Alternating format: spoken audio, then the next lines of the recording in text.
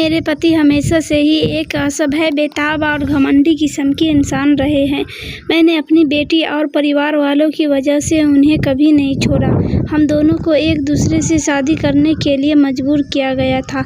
ऐसा इसलिए क्योंकि हम दोनों के पिता के बीच एक व्यापारिक समझौता हुआ था, जिसकी वजह से मेरा रिश्ता उनके साथ तय हो गया। मेरा परिवार में शादियों का ऐसा ही पैटर्न चल रहा है, जिससे मुझे सबसे ज़्यादा नफरत है। मुझे कभी भी किसी ऐसे व्यक्ति के साथ रहने का मौका नहीं मिला जिससे मैं प्यार कर सकूं। मुझे अपने पति से भी कभी प्यार नहीं मिला। उन्होंने मुझे कभी नहीं बताया कि वह मुझसे प्यार क्यों नहीं करते हैं। मेरी बेटी का गणित का टीचर बहुत प्यारा लड़का था। मैंने अक्सर उसे मुझसे नज़रें मिलाते हुए देखा था। एक दिन जब मेरी बेटी अपनी नानी की देखभाल कर रही थी, तब मैंने उसे अपने साथ एक कप चाय पीने के लिए आमंत्रित किया। जब रसोइया अंदर से चाय लेकर आया, तब मैं लगातार उससे अपनी बेटी की पढ़ाई लिखाई के बारे में बात कर रही थी। वह देखने में काफ़ी आकर्षक था। उसका अंदाज मजाकिया था, जिसकी वजह से मैं उसकी तरफ बहुत ज़्यादा आकर्षण महसूस करती थी। इस घटना के बाद मुझे समझ आया कि मेरे साथ की महिलाओं के लिए शादी के बाद अफेयर रखना कोई बड़ी बात नहीं थी, क्योंकि हमारे पुरुष अपने काम में कुछ ज़्यादा ही बिजी रहते हैं। मेरे पति भी इससे अलग नहीं थे। इस तरह मेरा उसके साथ अफेयर शुरू हुआ। अपनी बेटी के टीचर के साथ एक्स्ट्रा मैरिटल अफेयर रखने पर मुझे कोई पछतावा नहीं है। ऐसा इसलिए क्योंकि मुझे एक ऐसे व्यक्ति से प्यार और अटेंशन मिल रहा था जो जानता था कि एक महिला को खुश कैसे रखा जाता है। वह न देखने में काफ़ी सेक्सी था, बल्कि उसने मुझे शारीरिक संबंध बनाते हुए कामुक या अच्छा भी महसूस कराया। जब घर में कोई नहीं होता था तो हम दोनों साथ में काफ़ी अच्छा समय बिताते थे। मैंने सुनिश्चित किया कि इस दौरान मैं अपने घर में घरेलू सहायिका काम करने वाली स्त्री नहीं रख सकती, क्योंकि वह हमारे अफेयर के बारे में मेरे पति को बता सकती थी। भगवान जाने फिर वह क्या करेगा।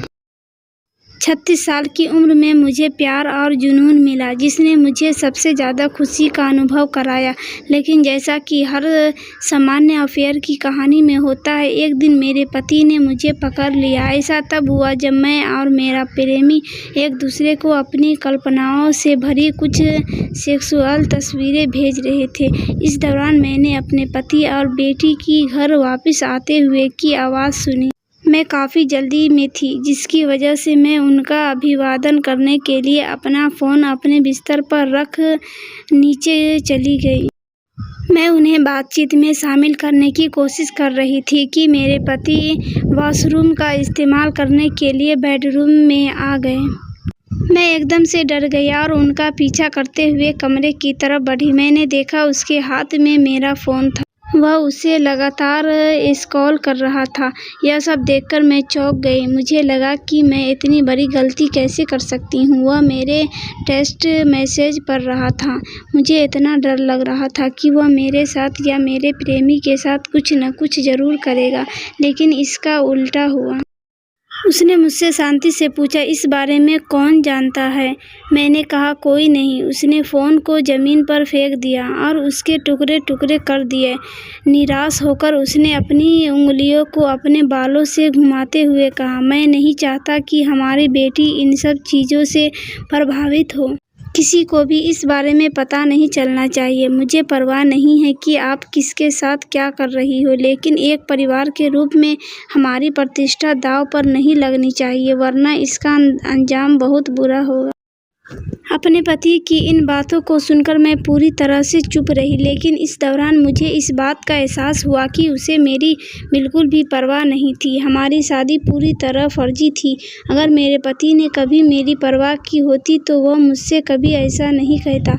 वह मुझे डराता धमकाता, लेकिन ऐसा नहीं हुआ। मैं भी काफ़ी खुश थी कि उसे मेरे अफेयर के कोई दिक्कत नहीं थी, बशर्ते मैं इसे बस छुपाकर रखूं। मुझे पता था कि मैं यह सब बहुत आराम से कर सकती हूँ।